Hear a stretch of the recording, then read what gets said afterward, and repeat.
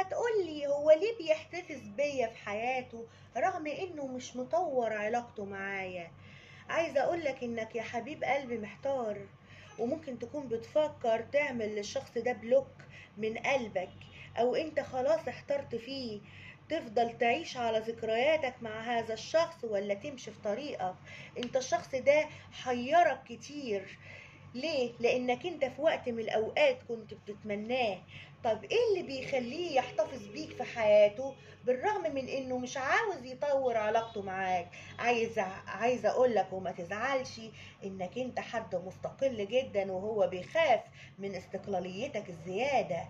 عايزه اقول لك كمان وما تزعلش ان شخصيتك اقوى من شخصيته، وانك شخصيته ما بتقبل شخصيتك انت ما بتقبلش الهزيمه، وانك انت حد حقاني وصريح وما بتحبش العوج.